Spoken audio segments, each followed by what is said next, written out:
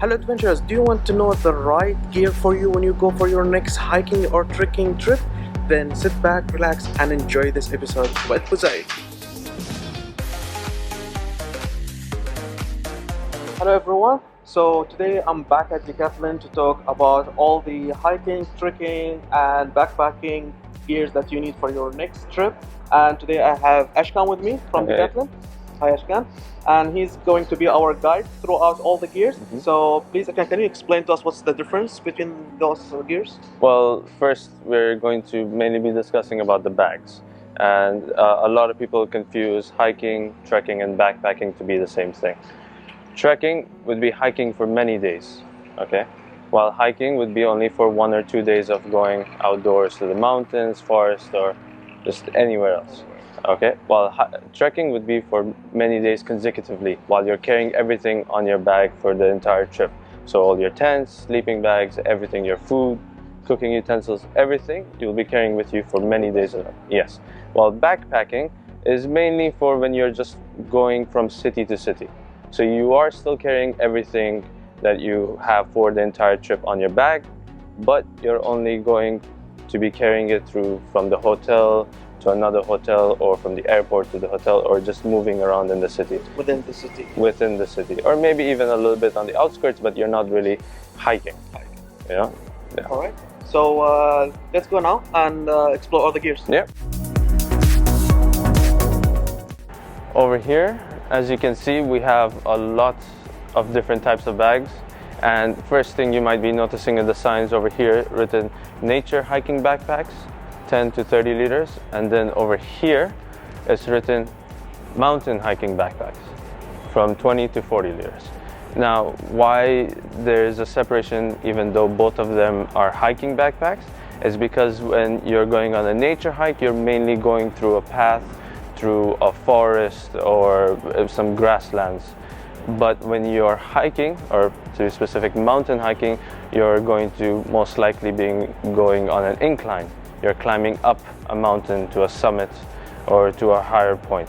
So you're going way above sea level at that point. So that's why there's a big difference in the bags. We'll start with the nature hiking backpacks. They are still quite technical in the terms that they provide more comfort to you and your back, so you feel comfortable throughout the hike, even though you're going to be carrying them for 3 to 5 hours during the entire hike. You can see that the way the padding is different than your usual school bags or any other bags you have at home. They are there to be more breathable, so your back doesn't sweat too much, and also it provides enough comfort to you so you don't feel like you have a big burden on your back while you're hiking or going on a wonderful hike. Now, over here, those were more of our basic backpacks, but when you come to these ones, they are a little bit more technical. Well, these ones will come with a waterproof cover for you, so in case there is rain, you can always cover the backpack. And also they do provide a little bit of waist support, because usually when you're hiking, you don't want to carry all the weight on your shoulders. Carry the heavy bag for a long period of time, you notice usually how much your shoulders start hurting. But with these, you will try to carry the weight on your waist as much as possible. Then over here are the mountain hiking backpacks. And one thing you can see very clearly is the amount of support on your waist is a lot different than the ones for nature hiking. Because these ones, you're going to be taking bigger steps. You're going to be going higher and higher up a mountain or up a summit. So these ones are much more important for you to be carrying all the weight on your waist. And also, all of these, if you can see, the padding sort of protrudes a little bit. So there's a little bit of space for you and your back. So there's some circulation of air, so your back doesn't get too sweaty carrying the bag the entire way. Now they also come in a couple of different sizes, 20, 30, and then 40. Now the 20 and 30 liter backpacks are what you would usually carry for a one-day hike. 30 to 40 is what I would mostly recommend for people who are going for 1 or 2 days spending the night. It really depends on how much stuff you're going to be carrying, how big of a bag you need. But if you're going to be carrying as less as possible, which would be the best if for a 1-day hike where it's only going to be a couple of hours, then I would always recommend 20 or 30. Now also in the mountain hiking backpacks we have 2 different models, and quite noticeably the biggest difference you'll see is the back, or the support there is for your back. Now this one comes with a mesh net over here, and you can see that there's a lot of space between the mesh and the bag itself. And what this is for is to be as breathable as possible. So to keep your back as cool as possible. Even the straps on it are also ventilated, unlike these ones which are for more beginner hikers. These ones are all ventilated because you might be going for longer hikes for 7 to 8 hours. So really depending on your experience or how long the hike is going to be, you're going to have to be choosing different types of bags. All of these bags are meant for backpacking. The difference mainly between these and the hiking bags we saw earlier is that these are going to be much bigger, and as we discussed in the beginning, these bags are the bags meant to be carried mainly for your traveling purposes, from the hotel to a different hotel or somewhere else, to a restaurant, or from the airport to the hotel. This is where you'll be carrying all your luggage instead of a big suitcase, because a lot of people feel more comfortable carrying all their stuff on their backs rather than pulling a suitcase, because in a lot of countries where you visit, the terrain might not be as smooth for you to be able to drag the trolley everywhere. Not everywhere is Dubai. So these bags will start from 40 liters to 70 liters. Okay, while the hiking backpacks started from 10 to 40. And we do have a couple of different models that we'll go through. The most basic ones are these ones, as you can see up here. So these ones are actually quite new. We just received them. These ones have multiple compartments, so a lot of places for you to store your things. You can compartmentalize everything, organize better, while hiking backpacks only have one big compartment for you to keep everything. Now these ones over here, these ones are sort of designed to be more like hiking backpacks. They have one big compartment for you to store everything. And what you could do if you want to better organize bags like these, we have small organizers that you can keep all your stuff in and then put it into the bag, rather than just dumping everything into the bag itself. But in my opinion, the best ones we have would be these ones. They are going to be the most comfortable. They're going to provide the most support for your back for any sort of long trip you're going to be having. They come in 2 sizes. We have 50 liters and 70 liters. These ones are going to have a lot more compartments. Also, let me show you, it also has a detachable bag. You can detach this extra 10-liter bag which is on top from over here and here, and use it as a bag itself. So once you've come from the airport to the hotel and you want to kind of take a look around the city or anywhere else, you can leave all of your belongings at the hotel and carry a small bag of what you need to carry with you to go around and see the city. These also, all of them do come with waterproof covers, and also they're a little bit more secure for you for your traveling, since they have positions for you to lock the bag completely. Let me show you. There are zips.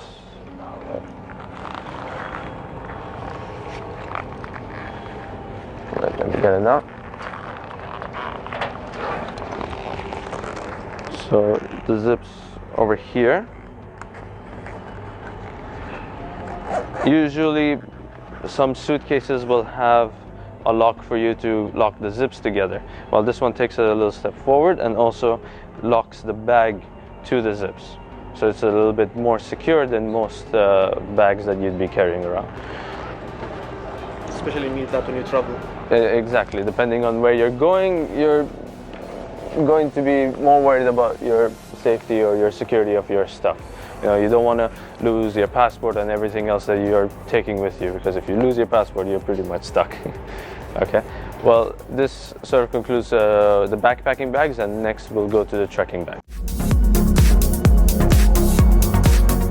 These are all our trekking bags. Again, trekking is when you're hiking for multiple days. So what I usually say is 3 days or more, you would need a trekking bag rather than a hiking bag or a traveling backpack, because these ones are meant for you to carry for long periods of time. You will carry them up the mountain, sleep, and then carry them back again to another point. Okay. These also all start from 50 to around 70 liters. Depending on how many days you're going to be trekking, you would need a different sized bag.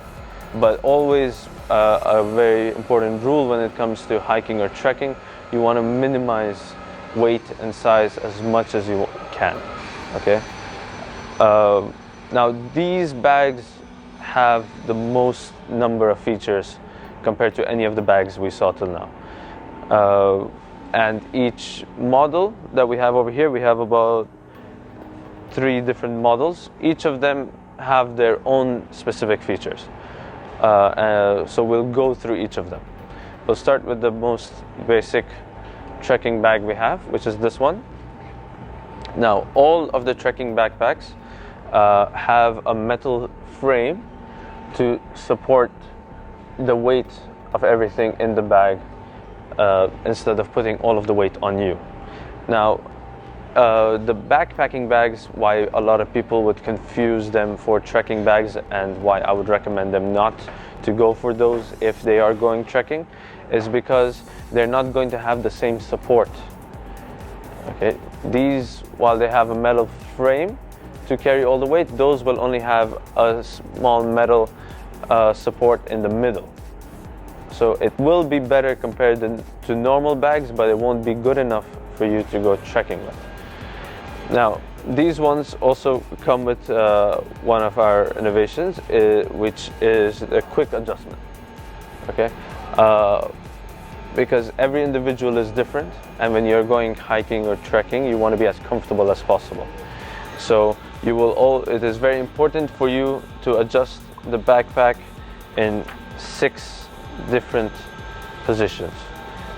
First is the back height, because everybody's going to be a different height. Then you loosen all the straps so you can tighten them and fit them better, and you then adjust the waist belt, because as I said in the beginning, you're going to be trying to carry most of the weight on your waist rather than your shoulders.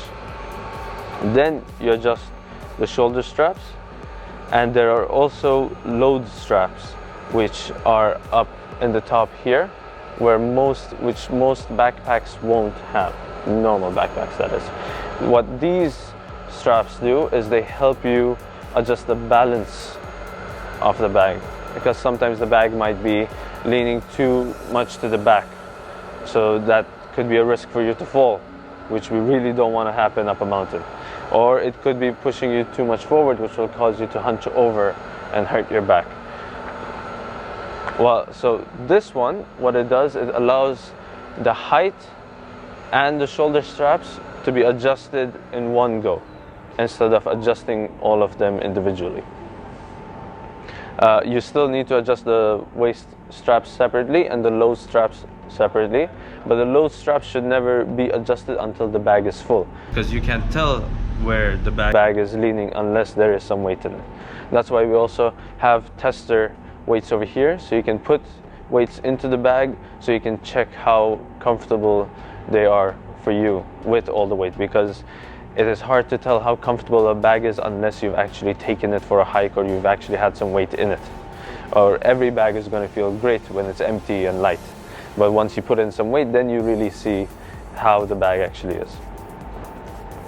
So all of the basic bags also come with a waterproof cover, which is located in the bottom here, like this one, and this is what you would cover the bag with in case it's raining. And as I already said, the back support is much better than normal backpacks, and you will see hundreds of straps covering the bag, but each strap, what it's meant to do is to kind of keep the shape of the bag once it is full, because when you have a lot of stuff and they're not really sort of in shape with the bag, what will happen is weight will be kind of distributed unevenly throughout the bag, so that could cause you to lean more to the right or to the left. So these straps sort of hold everything inside together, so you're more balanced. Okay, so we'll move on to the next model we have for the trekking backpacks. Now these ones do not have the quick adjustment for the shoulder and back, but it does instead have a lot other features that one does not have. For example, on the inside of this bag,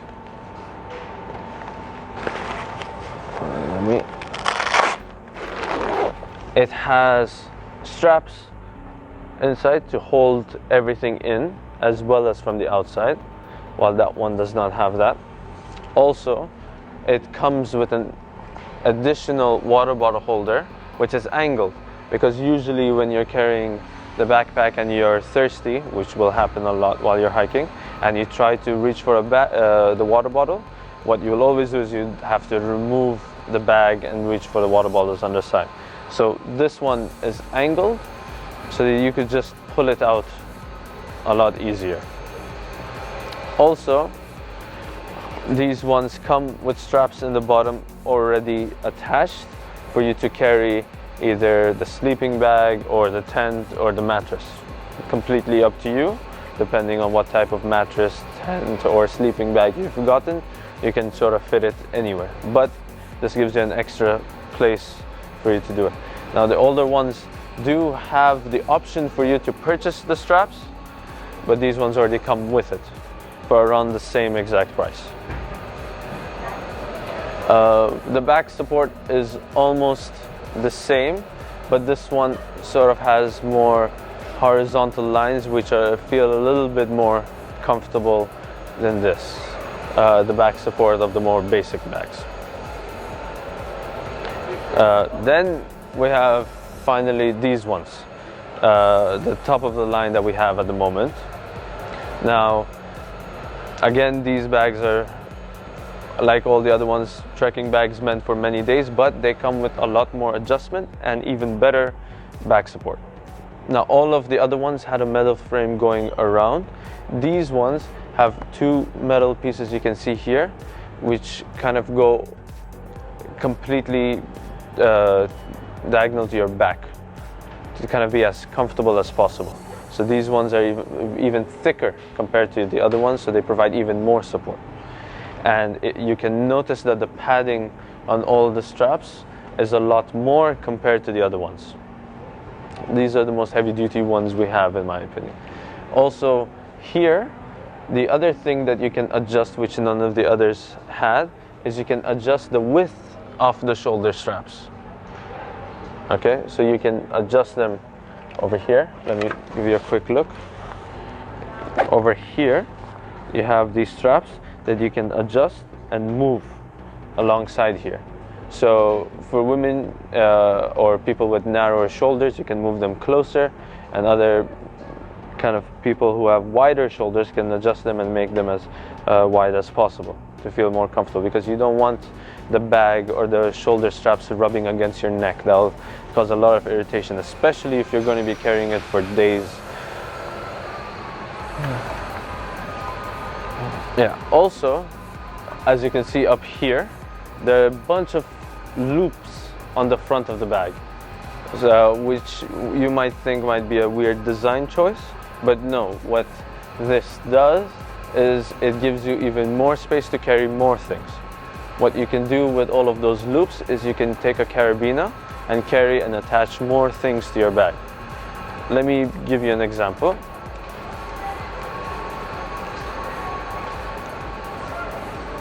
So you can take a simple carabiner like this and a cup like this. Instead of throwing it inside your bag, a cup might be a thing that you're going to be taking out quite often, and you don't want to keep opening your bag and shuffling through it.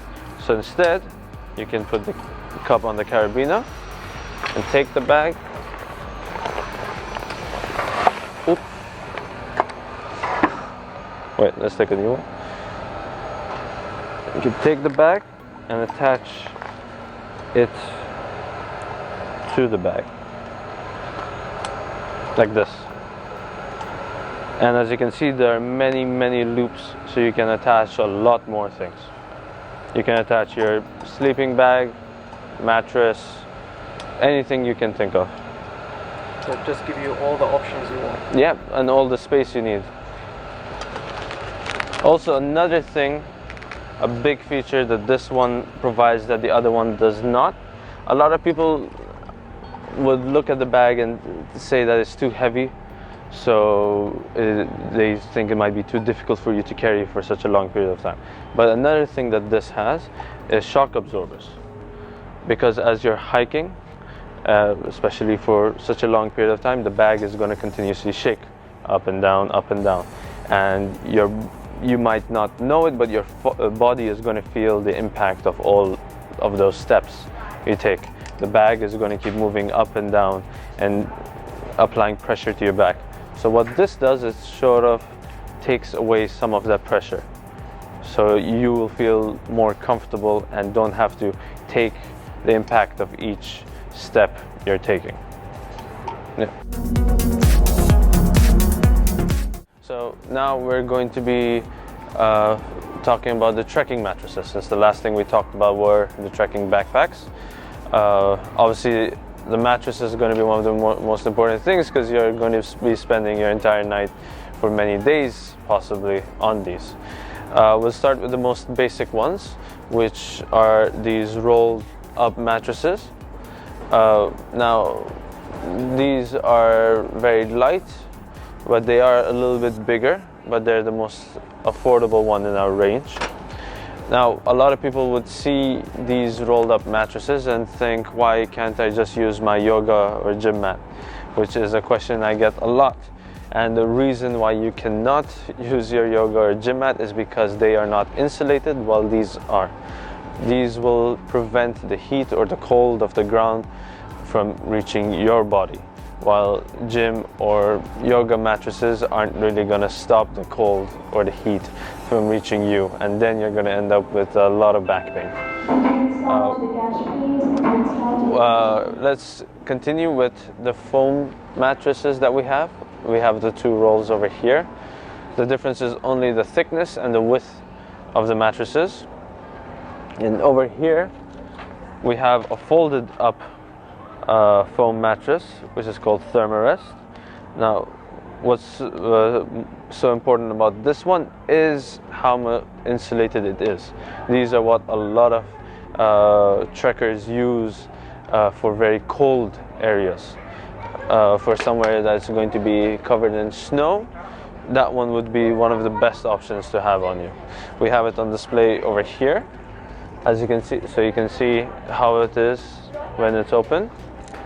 And this whole thing folds up into that. So you can see it's very compact, very light for you to carry. Now, next we'll talk about the self-inflating mattresses, which we have this one over here. This is our self-inflating mattress, which is displayed right over here. We also have a small bed of rocks for you to try all of our trekking mattresses on, so you can see for yourself how comfortable it would be on the rocks where you'll most likely be sleeping on, especially here in the UAE. A lot of the places where you're going to be going hiking, you're going to be ending up sleeping on either rocks or sand. So I'll give you a small demonstration on how it self-inflates and how to deflate it. Since this one is already inflated, I'll deflate it first and then show you how it inflates. It has two different valves, one to let the air in, one to let the air out. So we'll start off by letting the air out.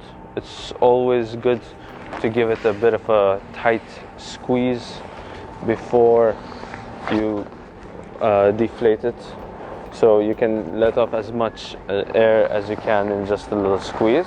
Make it easier for you when you're folding it back. Then you fold it in half, and all you have to do now is roll it. You roll all the air out of the bag here, and you can see all the air leaving the mattress.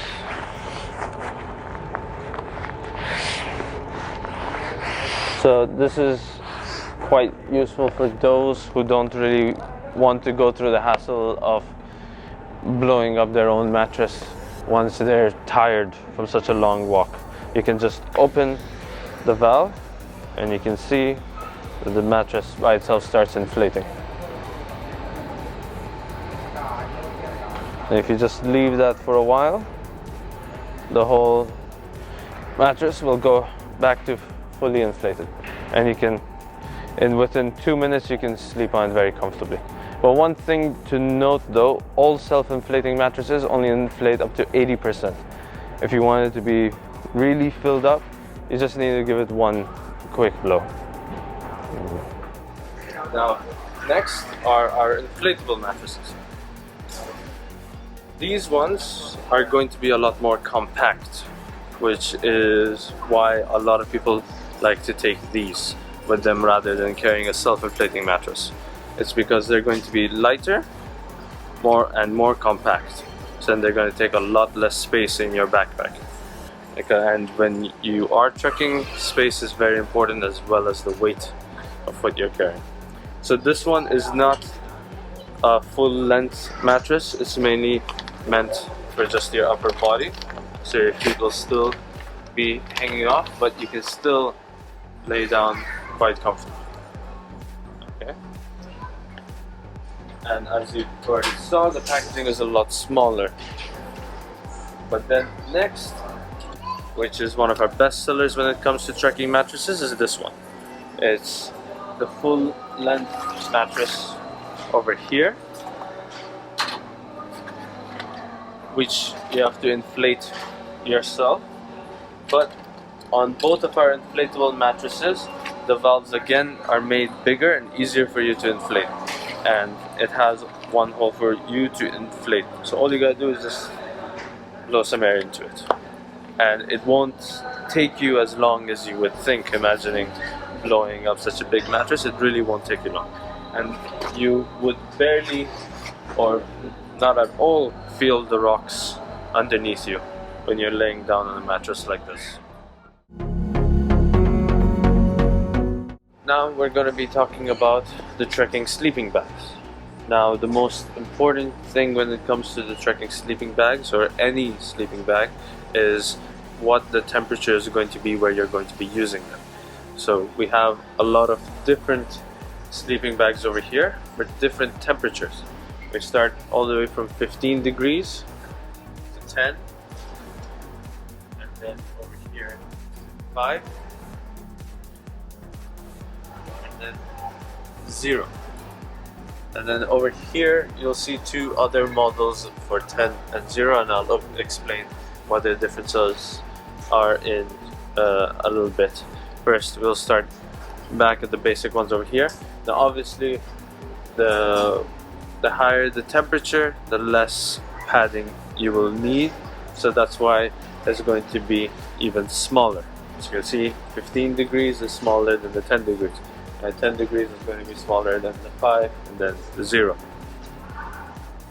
But the biggest difference between these sleeping bags over here and the sleeping bags for camping, which you might have seen in the previous video, is that these ones are going to be a lot smaller and a lot more compact and a lot lighter as well, because again, you're going to be carrying these with you in your backpack for many days, and you don't want to be carrying something big and bulky like the camping sleeping bags as we saw before.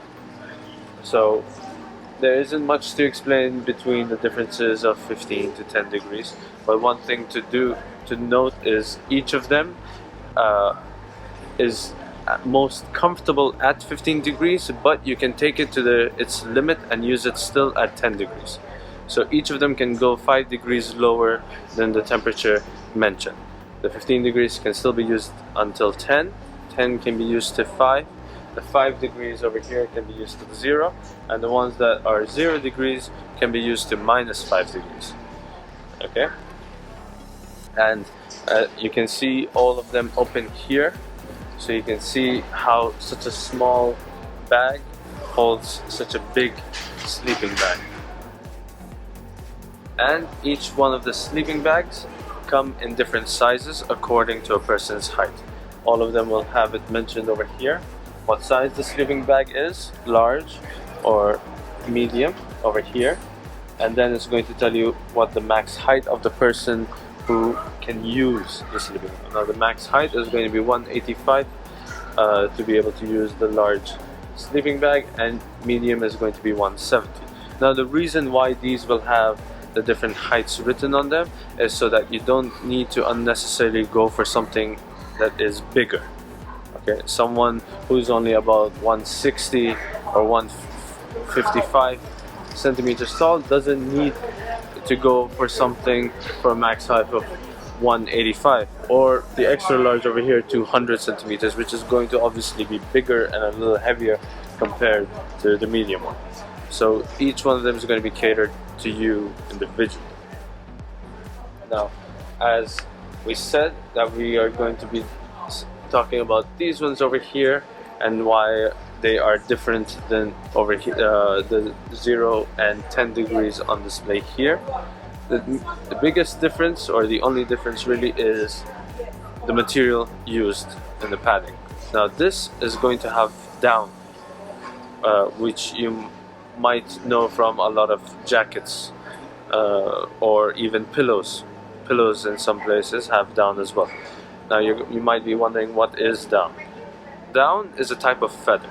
Now all ducks usually have 2 layers of feathers on top of them. The top layer, which everyone has always seen, but very close to the body, they have very small feathers that maintain heat. That's why ducks can stay in colder temperatures as well, and they don't freeze really. So down is going to be always a lot lighter, and it's going to be a lot smaller since it doesn't take up as much space. So that's why there's going to be a big difference. Now let's take example this one, which is an extra large 10 degrees. The weight over here shown is 745 grams for this one, while over here the extra large of the normal padded ones, the same size, extra large, is 1040 grams. So you can see that both of them are to be used in the same temperature, in the same environment, but one of them weighs a lot less. Same goes for the sleeping bag that is for 0 degrees. Now you can see over here the 0 degrees.